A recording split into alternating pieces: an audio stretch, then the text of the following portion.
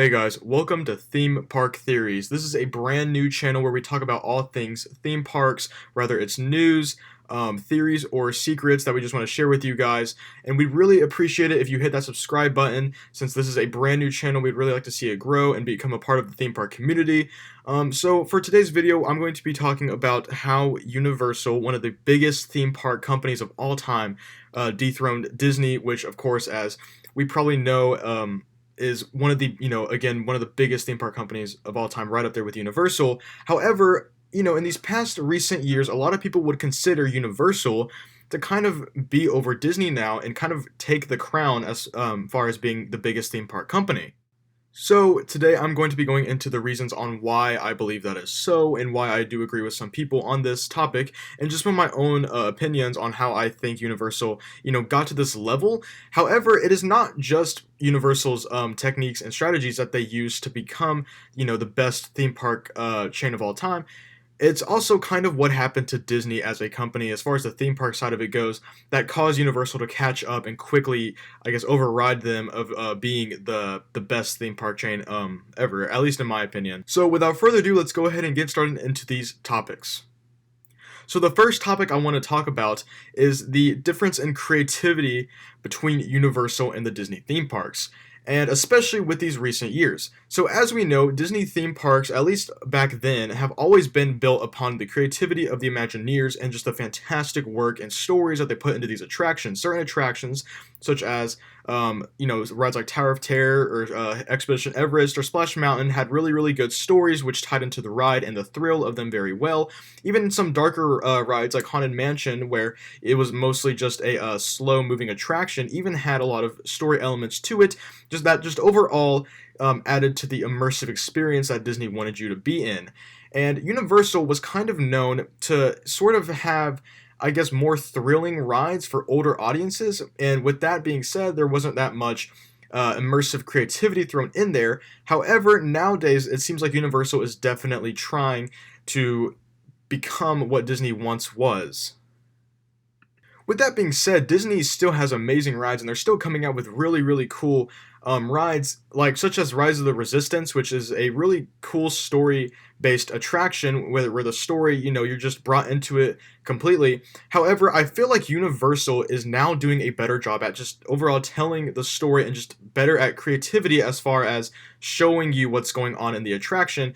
And my main thing about this is just the screens that, Disney and Universal are kind of both sort of known for now.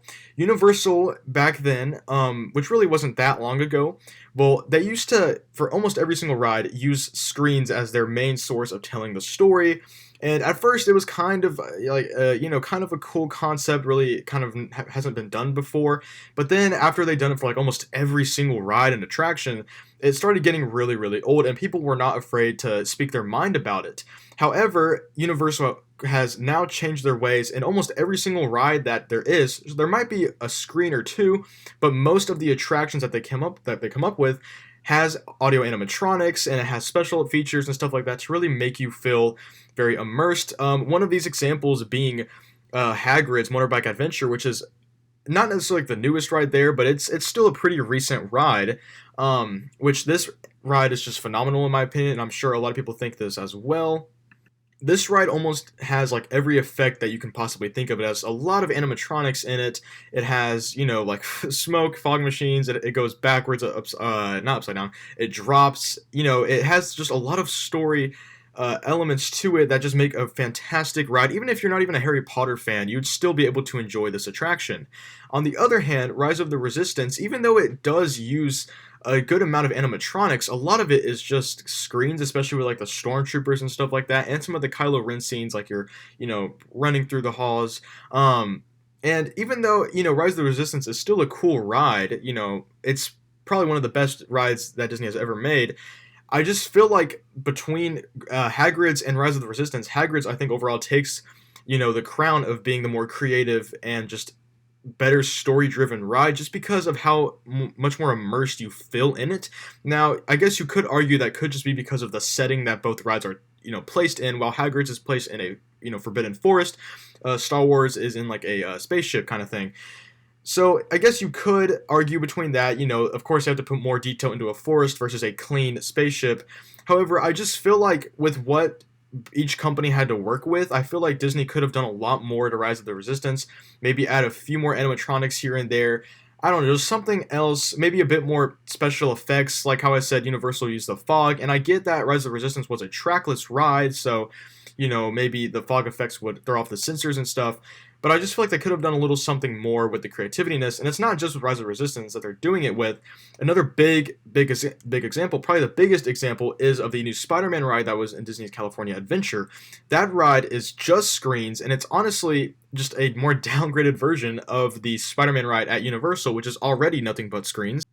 Really, the ride just doesn't have that same Disney quality that we're also used to and have come to love, and it just feels more like a video game, which is basically what it is. It even has you buy a little something else in the gift shop just so that way you can be better at the game. So it really just, I don't know, it just seems it's very disappointing overall how, this is kind of what we were all excited for, and in my opinion, I feel like the Bugs Life area was of better quality than this new Marvel Land Avengers Campus, and I would have rathered them kind of keep California Adventure the way it was. I'm not saying that Universal doesn't have long lines, because it definitely does, especially with the e-ticket attractions like Velocicoaster and Hagrid's. The only thing is, I feel like Universal just handles it better in general as far as like the skip the line goes, versus Disney's idea of Genie Plus. Because with Universal, I feel like it's just a lot more, trustworthy. Like, okay, yeah, you're gonna be able to actually skip this line whenever you want to, kind of thing. And even whenever they're not doing the whole skip the line stuff, if you didn't buy that, I just feel like in general for like the regular standby line, there's just a quicker, I guess, operation with getting people in their ride vehicles and out and stuff like that, and it just overall causes for a more smooth transition between rides. This actually brings me on to my next topic, which is about the greediness between both companies. Now, don't get me wrong, both companies definitely have their fair share of greediness, just like all companies do. However, Disney has really been pushing the greediness here recently, especially with Genie Plus. You're basically gambling for something that you're not even sure is going to happen, which I guess is kind of what gambling is, but it really goes to show that Disney just doesn't really care what happens to their guests as long as they get money and, we're all alive and safe at the end of the day, kind of thing. And for some people who want to ride all the rides, they might have no choice but to get Genie Plus, in which case you're basically kind of wasting a lot of money on an already kind of expensive trip, just because it's Disney and it's a big theme park that, a lot of people go to. And due to the fact that a lot of people are going to Disney and that, a lot of people aren't really spending this much money on Genie Plus, this just makes the lines so much more longer, especially in theme parks like the Magic Kingdom, which is probably the most famous theme park in the entire world, especially whenever they have a ride that's shut down for a long period of time, such as Splash Mountain. Even though they opened up Tron, that doesn't really help the fact. In fact, it would just bring in more people just because Tron is a brand new ride that everybody wants to ride right now.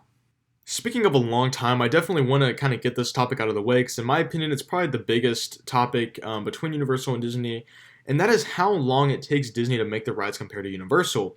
It took them a super duper long time to make Tron, and that ride is literally a copy and paste, and I get there was multiple things that happened, like COVID, and the fact that the ground was not exactly the perfect place to put Tron, but even with all that, Universal still managed to build Velocicoaster in that time, and I'm pretty sure a little bit of Hagrid's too, before Tron even opened, and that's two really, really, really good coasters versus a coaster that's literally a copy and paste from another Disney park. So I just don't understand why it took them that long. And in my opinion, I even think that the whole Princess and the Frog attraction shouldn't take that long. I mean, unless they put a good amount of detail into that ride, they already have the structure of the ride set up. It's not like they have to completely build it from the ground up. And the ride itself is already like a forest swamp thing. They just need to add a little bit more adjustments, maybe some more animatronics and stuff. And I know I'm not necessarily like an expert on how to make rides and stuff, and I'm sure it does take a while. I just feel like they're taking their sweet time with all of these attractions, while Universal over here is kind of, doing these things quickly and making them good. But honestly, I do feel like this can be excused, because even though, I did say that Disney attractions are kind of losing their quality a little bit, they're still really good attractions, and they do take time to build, obviously. I'm not saying that the Princess and the Frog ride, shouldn't take as long as it's going to take, which is only like a year, maybe a little over a year. But I just feel like however long it took to make Tron was just way too long. and hopefully, they'll fix that in the future. However, one of my other biggest pet peeves is how many times these rides break down. Now, it's not like Six Flags amount where, you'll have a broke down ride like every other minute. However, I do feel like these rides are constantly breaking down, and it's not necessarily like the ride's fault or like the maintenance on them is bad. I think it's just how much they're overworked due to how many people are in the park. Now, I'm not entirely too sure what Disney's, I guess, rule is on how many people can be in the park at all times. From what I've seen, I don't think they even have one. So, who knows? Maybe they do, maybe they don't. But I do feel like these rides constantly running and running, especially some of the older ones. My example here would be Tower of Terror. That's a ride that was made in the 90s. It's the first of its kind. So, of course, it's a little rusty, and the sensors and stuff might not work the best as more trackless rides like Rise of the Resistance, because Tower of Terror is actually the first trackless ride that Disney has ever made, at least. And, that ride does kind of, at least here recently, it's been starting to break down more and more and more. And I just think that's just due to the fact that, there's a lot of people getting on it. Maybe the ride just can't take that much stuff running. And I get it was crowded back then, but it's even more crowded now. With that being said, of course, Universal does have, their breakdowns ever so often. But most of the times I've been to Universal, there hasn't really been that many breakdowns at all. Maybe like one just due to weather. It wasn't even like the ride itself that broke down. Unlike Disney, where I'll check the app as I'm like eating at a restaurant or something in Disney, and I'll see like 3 rides in the same park that are broke down, only causing the lines to get longer on the rides that aren't broken down, which just overall causes a very hectic experience, because as soon as a ride opens and you have to rush over there, and you can't really enjoy the environment that you're at, versus Universal, where you can kind of just sort of walk to the attraction and it usually won't be broken down, and meaning that the lines will be a bit more equaled out between the parks. Now, I know this video kind of sounds like I'm trashing on Disney, which in some ways, yeah, I am. But I would really just like to see Disney change these flaws, and I get, it's a crowded theme park and stuff, so maybe one of the ways that they can change it is just by limiting the crowd a little bit more, and I get, it's going to be crowded most days at Disney because, well, it's Disney, but I feel like they could do something about it. However, I do think that the greediness is, of course, overpowering them, which it is for most companies. I get it. That's just how businesses work. So, I don't know. I guess we'll just have to see in the future how they change, if they'll change. But for right now, I definitely think that Universal is the king of theme parks. Anyways, guys, that's going to do it for this video. Thank you so much for watching our very first video. Please make sure to like, comment, and subscribe. And we'll be trying to upload more videos here as soon as we can. And yeah, hopefully we'll be uploading them frequently. But yeah, so if you like anything dealing with theme parks or Disney, Universal, even some other theme parks like Six Flags and SeaWorld, we'll talk about all of these in future videos. Anyways, guys, thanks for watching, and I'll see you in the next one. Bye.